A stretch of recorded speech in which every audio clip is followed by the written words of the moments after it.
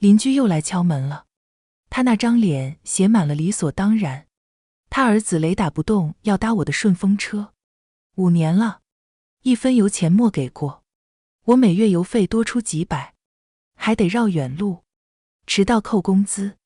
我甚至怀疑我才是他家的私人司机，直到我忍无可忍，卖了油车，换了辆电动车，续航只有100公里，勉强够我上下班。当他再次要求烧他儿子时，我指了指电量表，他脸上的笑容瞬间凝固了。亲爱的朋友，你好呀。此刻的你，是刚结束了一天忙碌的工作，正窝在沙发里放松，还是在某个安静的角落，想暂时逃离外界的喧嚣呢？无论你身处何方，此刻请试着放慢呼吸，欢迎来到心灵小书馆。这里没有厚重的典籍，没有复杂的理论，只有一本本藏着温柔与力量的小书，和一段专属于你的与心灵对话的时光。喜欢我的朋友，欢迎点击订阅分享。那我们故事开始。门外站着张翠花，我们楼栋的名人。她那张总是挂着精明算计的脸，此刻堆满了理所当然的笑意，仿佛我开门慢了1秒都是对她的怠慢。林默啊，快点，雷雷上学要迟到了。他说着，就要把身后那个已经10岁，却依然被他当成3岁孩童的儿子往我身前推。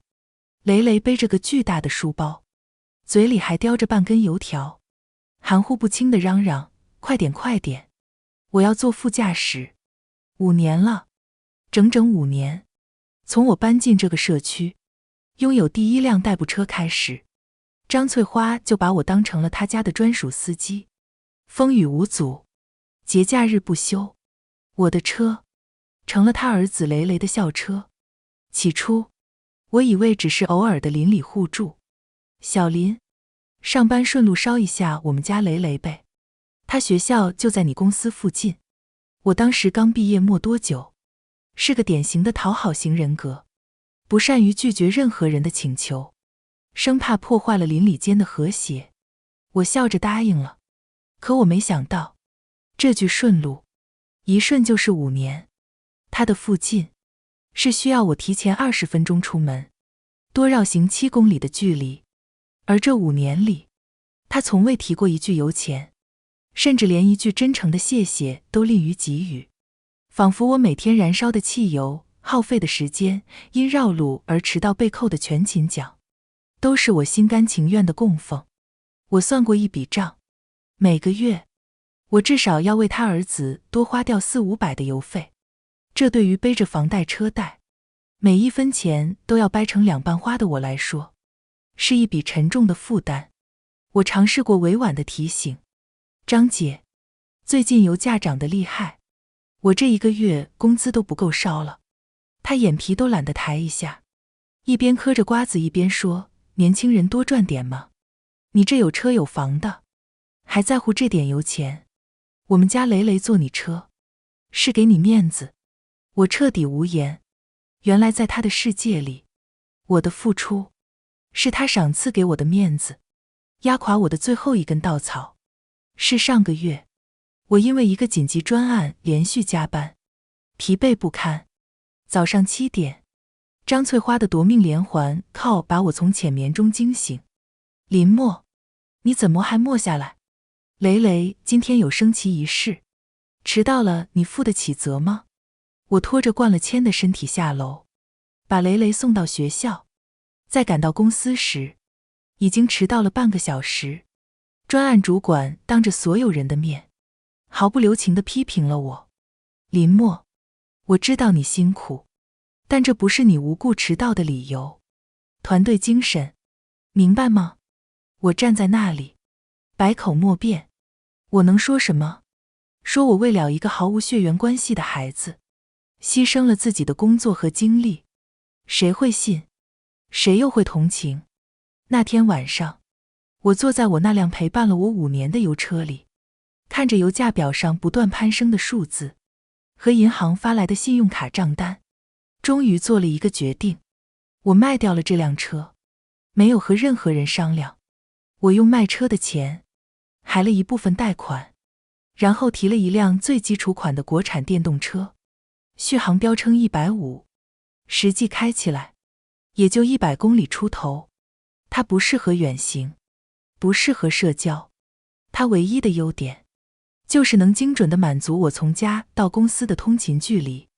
它是我为自己打造的一座孤岛，一个拒绝所有道德绑架的堡垒。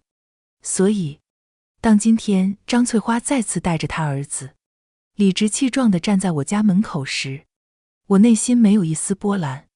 我指了指仪表盘上那个刺眼的数字：“张姐，不好意思，换电车了。”我看着她脸上的笑容，一点一点地消失，像是被低温冻住的劣质黄油，僵硬又滑稽。换车了。她的声音拔高了8度，充满了难以置信和被冒犯的愤怒。哟，林默，换车这么大的事儿不说一声，你这破电车能开吗？别半路趴窝了。他的眼神像在打量一堆废铁，鄙夷和不屑毫不掩饰。我平静地展示着手机 App 上仅剩的80%电量，送到雷雷学校，再绕回来的话，电量不够我开到公司，到时候在路上趴窝，我上班就完了。我说的是实话，每一句都是。张翠花的脸彻底沉了下来，那张刻薄的嘴唇撇出一个凶狠的弧度。年轻人心眼怎么这么小？不就费点电吗？能费你多少钱？雷雷都坐惯了你的车，你让他明天怎么跟同学说？他开始了，他最擅长的道德绑架，把他的自私和贪婪包装成我的小气和无情。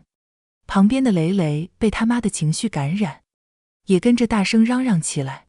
那个被宠坏的小霸王此刻面目狰狞。我不管，我就要坐你的车。你这个车这么新，肯定很好玩。你车里有充电器。他甚至想伸手来推我，我没有给他这个机会，我直接关上了门。厚重的防盗门隔绝了他们的视线，也隔绝了我5年的噩梦。砰的一声，世界清静了。门外传来张翠花气急败坏的咒骂声，尖锐的像是能刺穿门板。白眼狼，坐了我们家5年车，说翻脸就翻脸，真是喂不熟的东西。你给我等着，林默，你个忘恩负义的小畜生。我靠在冰冷的门板上，听着他的声音逐渐远去。5年的压抑像潮水一样涌上来，让我几乎喘不过气。但在这窒息的感觉中，却又有一丝奇异的、前所未有的解脱，像是挣脱了无形的枷锁。我知道，这不是结束，这只是战争的开始。当晚，我在社区业主群里看到了张翠花发的第1颗子弹。她没有指名道姓，但每一个字都像淬了毒的针，精准地扎向我。全体成员，现在这社会真是变了，人心不古啊。有的人开着新车，为了省那么一点点电费，连顺路带一下邻居家的小孩子都不愿意，真是忘恩负义，一点人情味都没有。想当年他刚搬来的时候，谁帮的他？群里立刻有几个和他相熟的邻居跳出来附和。就是啊，现在的人太自私了。张姐别生气，跟这种人计较不值得。小孩子上学是大事，怎么能说不送就不送呢？我看着手机荧幕上滚动的消息，那些文字像一只只蚂蚁，爬上我的皮肤，带来一阵阵刺痒。换做以前，我一定会立刻跳出去，慌张地解释，试图挽回我在邻居们心中的老好人形象。但今天，我没有，我只是面无表情的，一张一张地截下了这些对话。我看着张翠花那个嚣张的头像，心里一片冰冷。你想要战争，我给你战争。第二天一早，天还没亮透，窗外灰蒙蒙的一片。我像往常一样提前半小时下楼，准备去公司。然而，刚走到地下车库，我就愣住了。我的停车位上，赫然停着一辆破旧的三轮车，车上堆满了散发着酸臭味的废品，纸箱、塑胶瓶、旧泡沫板，摇摇欲坠，像一座小山。其中一个尖锐的金属架子，几乎就要碰到我新车的车头。我甚至不用猜，整个社区只有张翠花家会用这种东西占车位。怒火噌的一下就冒了上来，我强压着火气，拨通了张翠花的电话。电话响了很久才被接起，她懒洋洋的声音从听筒里传来，还带着没睡醒的鼻音。谁啊？大清早的。张姐，是我，林默，你家的三轮车堵住我的车位了，麻烦你下来挪一下。我的声音很平静，听不出任何情绪。电话那头沉默了几秒，然后是他满不在乎的声音。哦，那个啊，哎呀，我给忘了，昨天收废品回来太晚了，你自己挪一下吧，我这还起不来呢。说完，他竟然直接挂了电话。听着听筒里传来的嘟嘟声，我气得发笑。自己挪？那堆得像山一样的垃圾，散发着令人作呕的气味，我一个女孩子怎么挪？更何况，这是我的私人产权车位。我没有再打过去自取其辱，我默默地掏出手机，对着这幅景象，从不同角度拍了好几张清晰的照片。然后，我拨通了物业的电话。喂，物业吗？我在地下车库 B 区127号车位，我的私人车位被一辆装满废品的三轮车占用了。车主是11栋402的住户，我联系了他，他拒绝挪车，请你们过来处理一下。物业的反应倒是很快，不到10分钟，一个睡眼惺忪的保安就晃悠着过来了。他看了一眼现场，又看了看我，脸上露出畏难的神色。哎，又是张姐啊。他叹了口气，开始了他的和稀泥表演。林小姐，你看这邻里之间的，多担待一下嘛。张姐她人就那样，你跟她计较，回头她又得闹。要不你辛苦一下，我帮你把这车往旁边挪挪。我看着他那张息事宁人的脸，心里一阵发冷。又是这样，多担待一下，别跟他计较。这些话我听了5年，凭什么？凭什么犯错的人可以心安理得，而受害者却要被劝说大度？我没有理会保安的提议，我当着他的面打开了业主群，我将刚刚拍下的照片一张不落地发到了群里。紧接着，我发了一段文字，并且@了物业的官方账号和物业经理@XXX 物业王经理。早上7点半，我的私人产权车位被11栋402住户张翠花女士的三轮车严重占用，导致我无法正常出行上班。我已与车主联系，对方明确表示拒绝挪车。根据物业管理条例，私人车位被长期占用，物业是否有责任和义务协助处理？如果在此期间，我的车辆因此出现任何剐蹭或损伤，责任由谁承担？我的文字冷静而克制，但每一个字都带着不容置喙的强硬。然后，我附上了我车位购买合同的照片，红色的印章在手机荧幕上格外醒目，另附上我的车位产权证明。这是我的私人财产，不是公共区域，更不是谁家的废品回收站。业主群瞬间安静了，前一晚还在帮张翠花摇旗呐喊的几个人，此刻都销声匿迹。几秒钟后，群里炸开了锅。太过分了吧，私人车位也敢这么占？支持林小姐维权，这种行为就不能惯着？物业确实该管管了，不然以后谁都敢乱停车。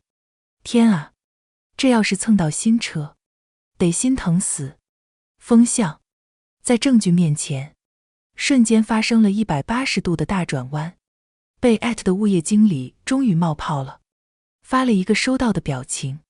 然后立刻在群里表示会严肃处理。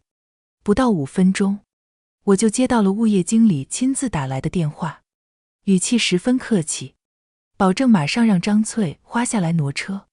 果然，没过多久，我就听到了楼道里传来的拖鞋摩擦地面的声音。张翠花穿着一身花睡衣，头发乱得像个鸡窝，满脸不情愿地走了过来。她看到我，狠狠地瞪了我一眼，那眼神像是要在我身上剜下2块肉来。多大点事儿，至于发到群里让所有人都知道吗？不就是借你的地方放一下东西，你至于这么小题大做吗？他一边骂骂咧咧，一边费力地拖动那辆沉重的3轮车。我面无表情地看着他，一句话也莫说。有些话说给讲道理的人听才有用，跟一个无赖，任何言语都是浪费。3轮车被挪开后，露出了我那辆崭新的白色电车。在昏暗的地下车库里，它显得那么干净，又那么脆弱。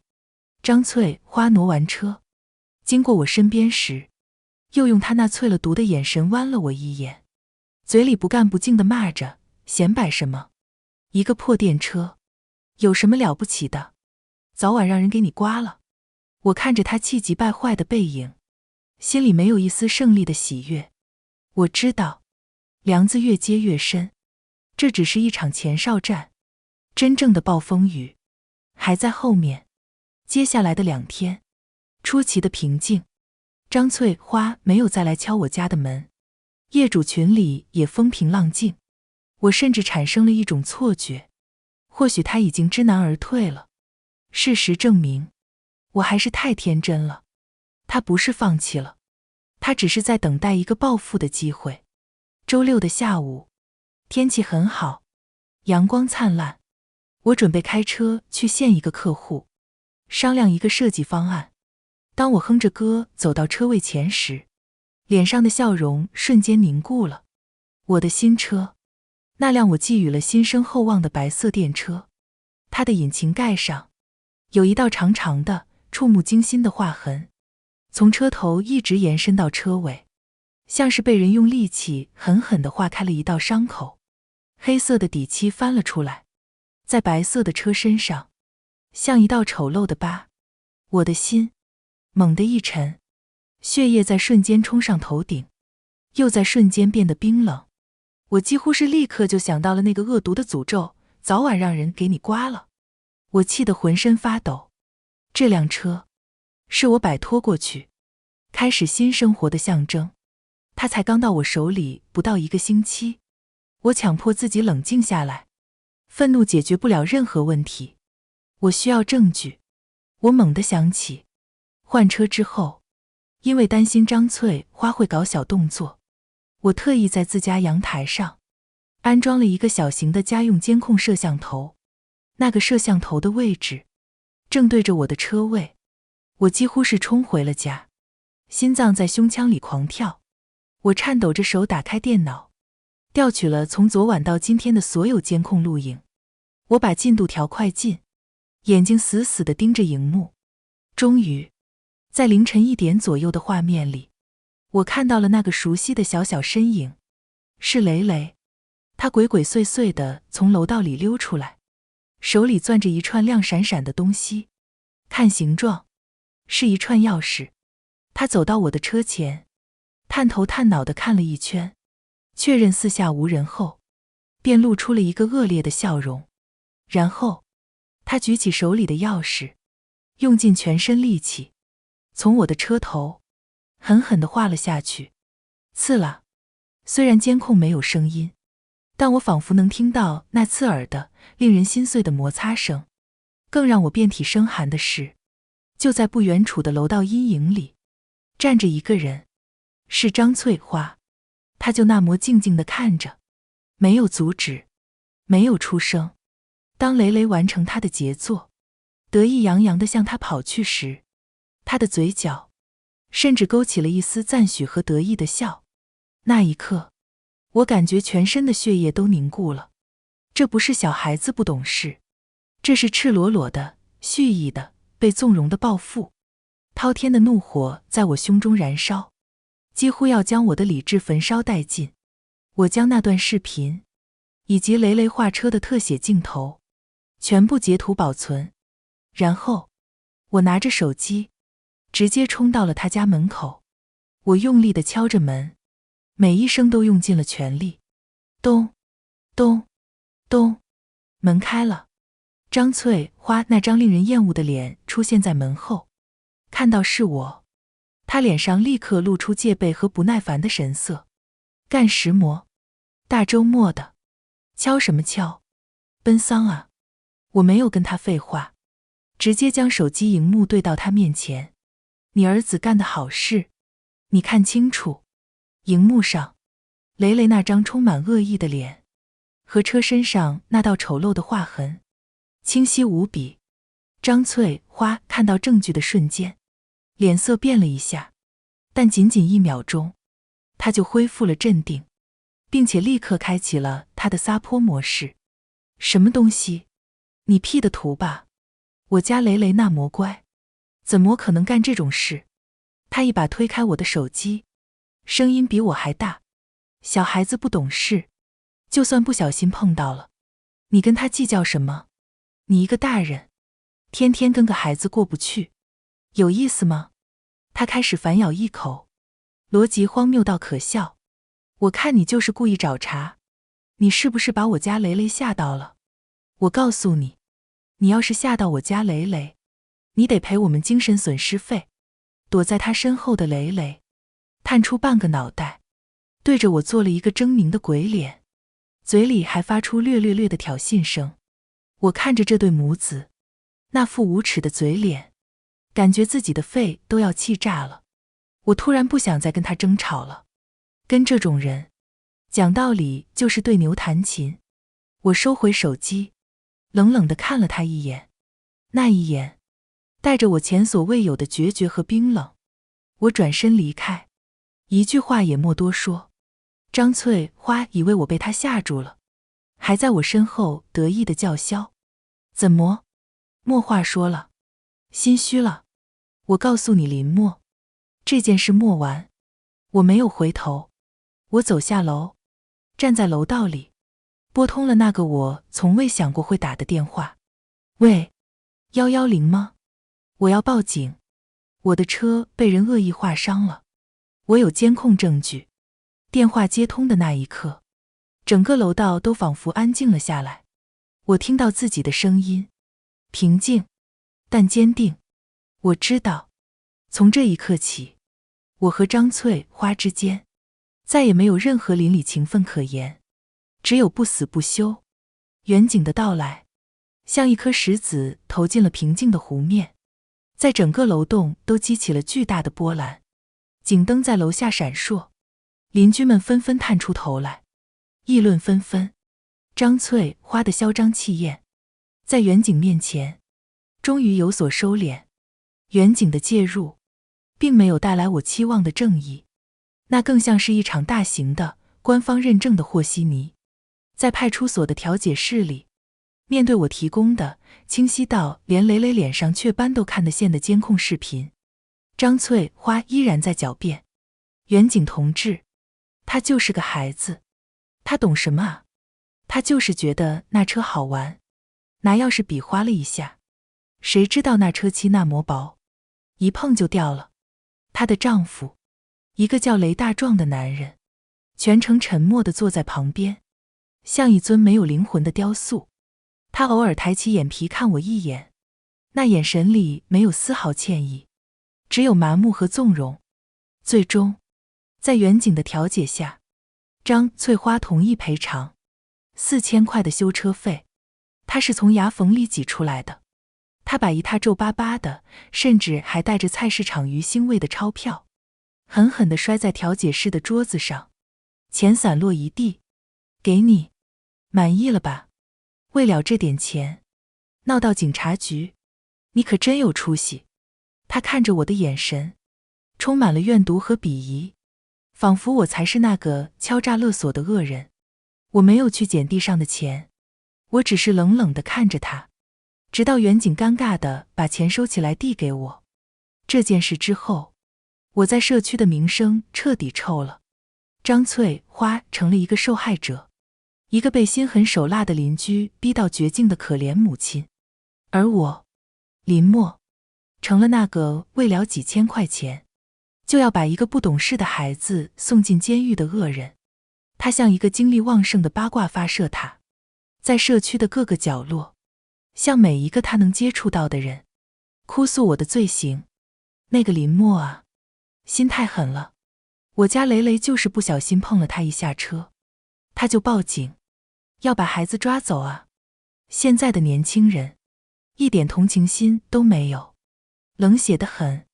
邻居们看我的眼神都变了，电梯里遇到他们会下意识地避开我的目光，在楼下碰到他们会立刻收起笑容，假装没看见我。我成了一座孤岛，被整个社区的舆论包围淹没。我不在乎，我已经做好了战斗的准备。生活最大的麻烦是我的电车需要充电，社区的公共充电桩少得可怜，而且经常被油车占用。我决定申请安装私人充电桩。我查阅了所有政策，准备了所有材料，消防证明、电力公司许可、物业同意书，一切都手续齐全。但就在我把申请递交给物业的时候，麻烦来了。物业经理，那个曾经对我客客气气的王经理，开始推三阻四。林小姐啊，这个私人充电桩不太好办啊。他搓着手，一脸畏难。最近有邻居投诉，说担心有安全隐患，怕漏电，怕着火。我不用问也知道，那个邻居是谁。王经理，我这里有国家电网出具的安全许可，还有充电桩公司的产品合格证和消防安全证明。国家政策是鼓励安装私人充电桩的，如果因为个别住户的无理担忧就拒绝我的合法申请，是不是不太合理？我拿出道，一条一条地跟他讲道理。最终，在我的据理力争下，物业才勉强盖了章。充电桩安装的那天，张翠花就站在不远处，抱着胳膊，冷眼旁观，那眼神像一条潜伏在暗处的毒蛇。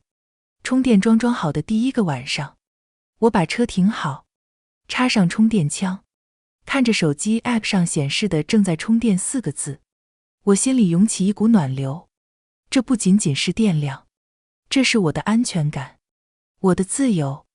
然而，这份喜悦只持续了不到2个小时。晚上10点，我正在家里画图，手机 App 突然弹出一个红色的警报，充电中断，请检查设备。我的心咯噔一下，一种不祥的预感笼罩了我。我立刻下楼查看，车库里空荡荡的，只有我的车和充电桩。我走近一看，瞬间如坠冰窟。充电枪的插口被人用一种透明的、黏糊糊的胶水给堵得严严实实，充电桩的外壳也被什么硬物砸出了几道狰狞的裂痕。我的手脚一片冰凉，我甚至不用去看监控，就知道是谁干的。我回到家，再次打开了那个正对着车位的摄像头，画面里，雷雷拿着一管强力胶，熟练地挤进充电枪的插口，而这一次，他身边还站着一个人，是他爸，雷大壮，那个沉默寡言的中年男人，就那么静静地看着儿子搞破坏，甚至在雷雷把胶水挤得到处都是的时候，还伸手帮他扶了一下。然后，他从旁边捡起一块砖头，狠狠地砸向了充电桩的外壳。1下，2下，3下，我看着监控画面，感觉自己连呼吸都停止了。这是何等恶毒的一家人！母亲纵容，父亲帮凶。我再次拨通了110，这一次，远景来得更快，但张翠花这次学聪明了，远景一到，他就立刻冲了出来，还没等远景开口，他就一屁股坐在地上，开始哭天抢地。远景同志啊，你们可要为我们做主啊！他指着我，声泪俱下。这个黑心肝的女人，她装的充电桩漏电，把我儿子给电了，现在高烧不退，躺在家里人事不省啊。她一边哭，一边拍着大腿。我老公是听到儿子惨叫才下去的，他那是为了救人，去紧急断电啊，结果也被电到了，我们一家都被他害惨了。他颠倒黑白，凭空捏造，他甚至还找来了几个跟他关系好的邻居做伪证。是啊是啊，我们都看到了，那个充电桩直冒火花，吓死人了。对，我们还听到了孩子的哭声，太惨了。一瞬间，我从一个受害者变成了一个安装危险设备电伤邻居小孩的加害者。张翠花指着我的鼻子，提出了他的要求：赔钱，必须赔钱，医药费、营养费、精神损失费，还有我儿子的惊吓费，50万，一分都不能少，不然我们就去法院告你，告到你坐牢，告到你倾家荡产。50万！他狮子大开口，脸上带着贪婪又恶毒的狞笑。我站在那里，被一群人指指点点，被他泼着一盆又一盆的脏水。我看着他那张因为激动而扭曲的脸，看着他身后那些颠倒黑白的证人，看着他那个沉默却更加可恶的丈夫。那一刻，我感到了前所未有的绝望，但我心里却有一簇小小的火苗，在绝望的灰烬中重新燃了起来。很好，你们想玩，我就陪你们玩到底。面对张翠花一家的诬告和邻居们的指责，我没有当场发作，我甚至没有立刻拿出那段完整的足以将他们钉在耻辱柱上的监控视频。我对前来处理的员警说：警官，我需要时间检查我的设备，并咨询我的律师。我否认所有指控。我的冷静让所有人都感到意外。张翠花以为我怕了，更加得意。律师，你请得起吗？我告诉你，你今天不赔钱，明天就等着收法院传票吧。我没有理会他的叫嚣，只是平静地签了字，然后转身上楼。回到家，我关上门，隔绝了外面所有的嘈杂。我坐在黑暗里，任由自己被冰冷的绝望包裹。但只过了10分钟，我站起身，打开了灯，光亮驱散了黑暗，也驱散了我心里的最后一丝软弱。我意识到，这次不能再像上次画车那样，仅仅满足于赔偿和调解。我必须一击致命，让他们永无翻身之日。我做的第一件事是联系了安装充电桩的公司，我向他们说明了情况，对方立刻表示会全力配合。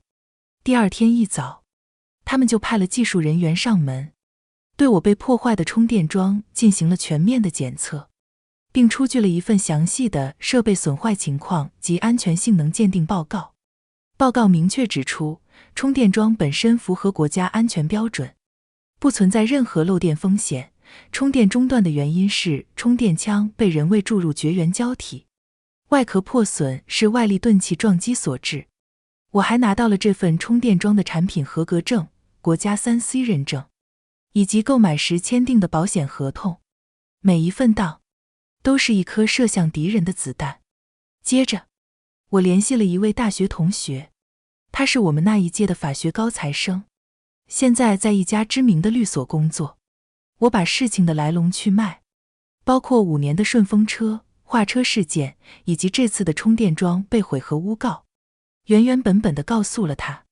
他在电话那头沉默了很久，然后说：林默，你以前真是太善良了。他给了我最专业的建议，不要急着放出视频，让他们闹得越大越好。他们现在所有的行为，包括在业主群里散布谣言、找人做伪证，都是在为自己的敲诈勒索和诽谤增加证据。你现在要做的是冷静地收集所有对他们不利的证据。在他的指导下，我没有再在业主群里做任何辩解，我任由张翠花在群里上蹿下跳，扮演着一个悲情母亲的角色。她每天都在群里直播她儿子雷雷的病情，今天高烧不退，明天噩梦惊厥，后天心理创伤。她甚至还晒出了一些不知道从哪里弄来的医院缴费单。整个社区的舆论几乎一边倒地同情她，谴责我。我默默地看着，将她发的每一条资讯，每一张图片都截屏保存。在这期间，我注意到一个细节，住在我们对门那个新搬来不久的女邻居苏晴，似乎对张翠花的行为非常反感。每次张翠花在楼道里大声咒骂我时，苏晴都会立刻关上门，脸上带着毫不掩饰的厌恶。我决定寻找盟友，我找了个机会，在电梯里和苏晴搭上了话。我没有直接提我的事，只是聊了聊社区的生活。没想到，苏晴主动开口了：“林小姐，你别往心里去，那个张翠花就是个无赖。”她告诉我，她刚搬来1个月，张翠花就以帮忙看看电表为由，从她家的电表箱里拉了一根线，偷了她家好几天的电。后来还经常把垃圾堆在她家门口，占她家的车位。我当时刚搬来，不想惹事，就没跟她计较。没想到她这魔得寸进尺，现在还敢诬陷你。苏晴的脸上充满了义愤。如果你需要，我愿意为你作证。我可以证明他们一家平时就品行不端，经常惹是生非。苏晴的支持像一束光，照进了我被阴霾笼罩的世界。我突然意识到，被张翠花欺负的不止我一个。在同学的建议下，我开始暗中收集更多张翠花在社区里为非作歹的证据。我从物业那里以车辆安全为由，调取了更多公共区域的监控。我找到了他偷拿别人快递的画面，我拍下了他把生活垃圾从楼上直接扔到楼下草坪的照片。我还联系了另一位被他长期占用车位的车主，对方也对我怨声载道，表示愿意提供证据。我将所有的视频、照片、聊天记录、证人证言分门别类地整理好，存放在一个加密的档夹里。我将那段最关键的雷雷和他父亲共同破坏充电桩的监控视频拷贝了多份，并且剪辑出了一个最清晰、最有冲击力的版本。所有的子弹都已经上膛，我在等一个最佳的时机，一个让他在最得意、最嚣张的顶峰瞬间坠入深渊的时机。时机很快就来了。张翠花见我几天都没有动静，以为我真的怕了，彻底怂了。他的表演进入了高潮，他在业主群里的独角戏已经从哭诉儿子病重升级到了扬言已经请了律师，要让我赔得倾家荡产。各位邻居，谢谢大家的关心。我们家雷雷的情况还是很不稳定，医生说可能会留下后遗症。我已经咨询了律师，律师说像林默这种行为已经构成故意伤害了，我们一定会追究到底，让他付出代价。他甚至变本加厉，将我的照片列印了出来，没有打码，贴在了社区公告栏最显眼的位置。照片上是我的证件照，下面用加粗的红色大字写着标题：黑心邻居安装危险充电桩，电商小孩拒不负责。我的个人资讯，我的隐私，就这样被他赤裸裸地钉在了耻辱柱上。公权社区的居民审判，公告栏下总有几个和他交好的大妈在指指点点，添油加醋地向路过的居民科普我的恶行。我成了社区的公敌。物业经理给我打电话，用一种劝慰的语气说：林小姐，要不你就跟张姐道个歉，赔点钱，把事儿了算了。你看现在闹得这么大，对你影响也不好。我对着电话冷笑了一声：王经理，谢谢你的关心。影响很快你们就知道，真正影响不好的人是谁了？我挂了电话。我知道，时机到了。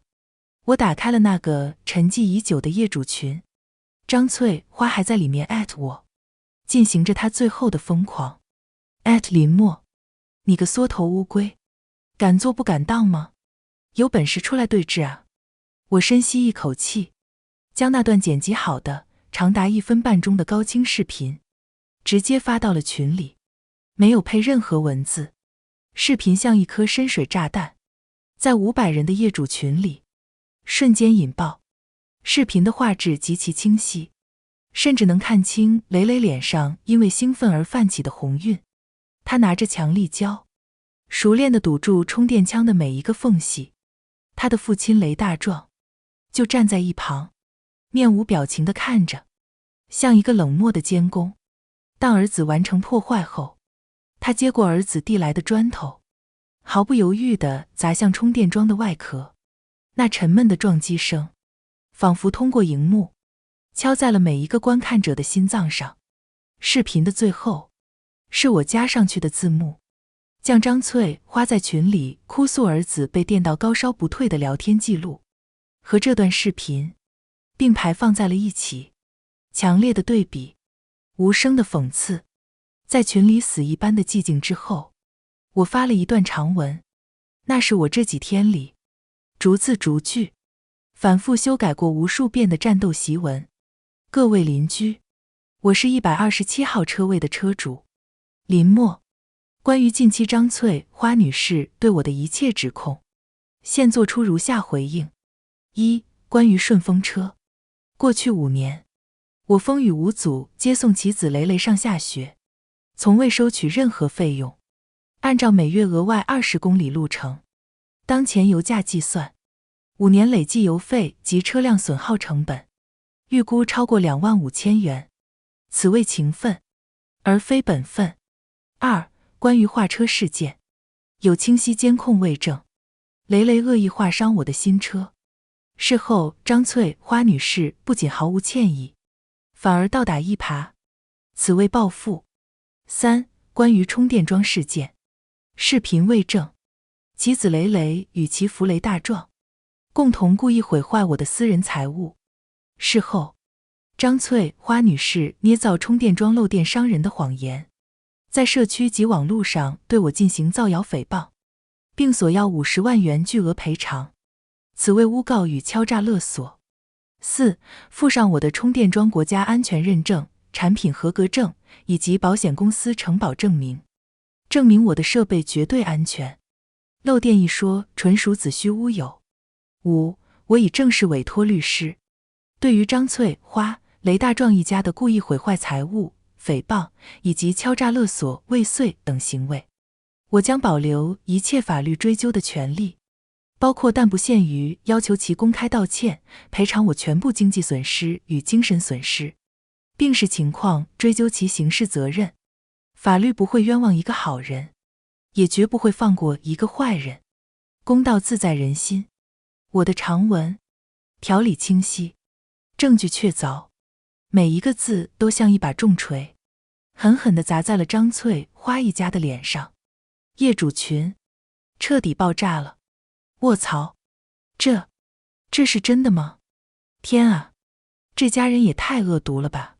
自己儿子搞破坏，还反过来诬陷人家，太可怕了！这简直是现实版的农夫与蛇啊！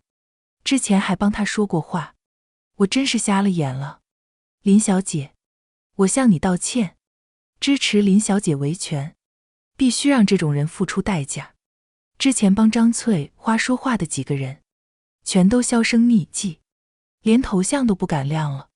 风向在铁证面前完成了最彻底、最酣畅淋漓的180度大反转。我的盟友苏晴在群里发了一段语音，我可以作证，张翠花一家平时就爱占小便宜，人品极差，他还偷过我家的电。林小姐说的绝对是真的，这种人就该让远警抓走。张翠花在群里疯狂地我，发着语无伦次的语音，咒骂我，威胁我，林默你个贱人，你敢阴我，你不得好死！视频是假的，是你合成的，我要告你！但他的每一句话，在铁一般的证据面前，都显得那么苍白无力。他像一个脱光了衣服在舞台上疯狂表演的小丑，滑稽又可悲。我没有再回复一个字，我只是冷眼旁观，看着他在我不下的天罗地网中疯狂挣扎，然后被舆论的口水彻底淹没。舆论的战场，我大获全胜，但真正的审判，在法律的殿堂，我将整理好的所有证据，包括完整的监控视频、设备鉴定报告、各项安全证明、张翠花在群里的聊天记录截图、公告栏的照片，以及苏晴和其他邻居的证人证言，全部提交给了警方。这一次，接待我的不再是和稀泥的调解员，而是刑侦的员警。他们看着我提交的厚厚一沓的证据材料，脸上的表情也从最初的例行公事变得严肃起来。你放心，我们会依法处理。警方很快就传唤了张翠花和她丈夫雷大壮。在审讯室里，面对那段无法辩驳的视频，雷大壮的心理防线首先崩溃了。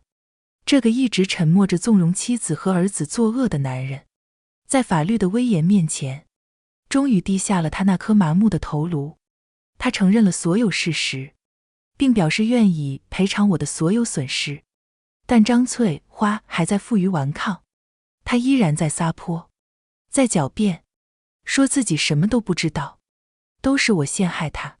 审讯室里传来了雷大壮压抑不住的怒吼和一声清脆的耳光：你他妈的还嫌不够丢人吗？世界终于安静了。警方提出可以进行赔偿调解，我拒绝了。警官，我不同意私了。我看着对面的员警，一字一句地说，我要求他们必须为他们的行为付出应有的代价。我要求他们公开向我道歉，赔偿我的全部损失，包括车辆维修费、充电桩维修费、我的误工费，以及精神损失费。我的律师同学告诉我，根据我提供的证据，他们的行为已经不仅仅是民事侵权，已经构成了寻衅滋事罪和敲诈勒索罪未遂。如果我坚持不予谅解，他们很可能会面临行政拘留，甚至更严重的刑事处罚。当晚，雷大壮带着大包小包的礼物出现在了我家门口。这是我第一次看到这个男人如此卑微的姿态。他佝偻着背，脸上堆着讨好的，几乎算得上是谄媚的笑容。林小姐，林默，不，林老师，之前都是我们不对，是我老婆她不懂事，她就是个没文化的农村妇女。你大人有大量，别跟她一般见识。她想把手里的东西递给我，我没有接，我只是冷冷地看着她，看着这个曾经冷漠地看着他儿子毁掉我财产的男人。他不是不懂事，他是坏。我的声音不大，但每一个字都像冰锥。而你，不是不知道，你是在纵容，你和他是共犯。我的话让他脸上的笑容彻底僵住。他大概没想到，这个一直被他们视为软弱可欺的老好人会说出如此尖锐的话。那你要怎么样才肯高抬贵手？他结结巴巴地问。我拿出一张纸，上面是我早就拟好的条件。第一，在社区公告栏和500人的业主群里，连续1周，每天早晚各一次，张贴和发布由我起草的道歉信。道歉信必须由张翠花和雷大壮共同署名。第二，赔偿我所有的经济损失和精神损失，共计15000元。这是充电桩维修费、误工费和精神损害赔偿的合计，1分都不能少。同意，我就签谅解书；不同意，我们就法庭上线。雷大壮看着那张纸，脸上的血色瞬间褪尽。他大概以为几千块钱就能摆平，没想到我会这么狠，15000块。对于他们这种热衷于占小便宜的家庭来说，无异于割肉。更让他们无法接受的是公开的、持续1周的道歉。那意味着他们将彻底在这个社区里社会性死亡。他嘴唇哆嗦着，还想讨价还价。我直接关上了门。我的条件没有商量的余地。最终，在被拘留的巨大威胁下，他们妥协了。他们选择了用钱和尊严来换取自由。第二天，一封由张翠花和雷大壮共同署名的道歉信准时出现在了社区公告栏最显眼的位置，和业主群的置顶公告里。信的内容是我亲自操刀的，言辞恳切，细节详尽，将他们如何长期压榨我，如何报复画车，如何恶意损毁充电桩并反咬一口敲诈勒索的全过程，都忏悔得明明白白。这封道歉信成了他们一家人永远也洗不掉的耻辱烙印，他们成了整个社区的笑柄。我听说，雷雷在学校也被同学孤立了，有人当面叫他小偷和破坏王。张翠花再也不敢在楼下跳广场舞，也不敢去社区超市跟人闲聊了。他一出门，就能感受到四面八方投来的鄙夷和嘲弄的目光。15000元的赔偿款，一分不少的打到了我的账户上。我用这笔钱把充电桩彻底修复，并且升级了家里的安防系统，换了更高级的监控摄像头。物业的王经理特地提着水果上门向我道歉，姿态放得极低，再三保证以后绝不会再发生类似的事情。社区里再也没有人敢在背后随意议论我，他们看我的眼神，从最初的同情，到中期的鄙夷，最终变成了敬畏。他们终于明白，善良不等于软弱，老好人被逼急了，反击会比任何人都要致命。我开车出门，世界终于清静了，再也没有不速之客的敲门声，再也没有理所当然的索取。周末，苏晴约我一起去新开的咖啡馆。午后的阳光透过玻璃窗洒在我们身上，暖洋洋的。她举起咖啡杯，笑着对我说：“林默，你这一仗打得真漂亮，真的，也给我们这些怕事的人好好上了一课。”我笑了笑，感觉心里那块压了5年的巨石终于被彻底搬开了。我不是在打仗，我只是在捍卫我的边界，夺回我的尊严。我明白了一个道理，你的善良必须带点锋芒，不然就成了别人眼中可以随意欺凌的懦弱。尊严从来不是别人给的，是靠自己一寸一寸争取回来的。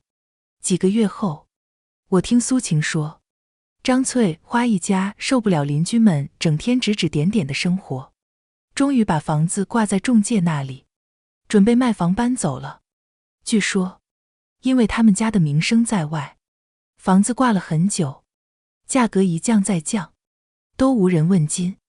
听到这个消息，我心里没有一丝波澜，那是他们为自己的恶行付出的代价，罪有应得。番外，新邻居，新开始。张翠花家的房子空了小半年，终于迎来了新的主人。搬来的是一对很年轻的夫妻，带着一个刚上幼稚园的小女孩。他们很友善，搬家的第1天就主动给楼上楼下的邻居们都送了一份精致的小点心作为见面礼。女主人笑起来有2个甜甜的酒窝。她说她叫安安。男主人的公司竟然和我的公司在同一个科技园区，只隔了一条马路。有一次在电梯里碰到，他看到我，很自然地问了一句：“林小姐，我看你也是开车上班，要不以后我捎你一段，反正顺路。”我看着他真诚的眼睛，笑着摇了摇头：“谢谢你，不过不用了，我的电车很方便，自己开挺好的。”我的拒绝自然而坦率，他也没有任何不悦，只是笑着点点头，好，那以后路上注意安全。我们成了朋友，偶尔会在周末约着一起去附近的公园遛娃、野餐。安安会做很好吃的蛋糕，她的小女儿像个小天使，软软糯糯地喊我林默阿姨。社区恢复了它应有的宁静与和谐，我不再是那个畏畏缩缩，连拒绝都不敢说的老好人。我学会了如何建立健康的邻里关系，既保持善意，也守住边界。我学会了，我的付出应该给予那些同样懂得感恩和尊重的人。傍晚，我下班回家，把车停在自己的车位上，我拿出充电枪，熟练地插进充电口，看着车位上那个崭新的，在地下车库灯光下闪闪发光的充电桩，我感觉自己的生活也像这辆车一样，充满了源源不断的电量，摆脱了吸血的恶邻。我的世界，天朗气清，阳光正好。今天的心灵小书馆到这里就要和大家说再见了，记得把这份温暖也分享给身边需要的人。喜欢我的朋友，欢迎点击订阅分享，让更多人能在文字里找到慰藉。下一期心灵小书馆，我们会带着新的温暖文字与你相遇，不见不散呀，亲爱的朋友。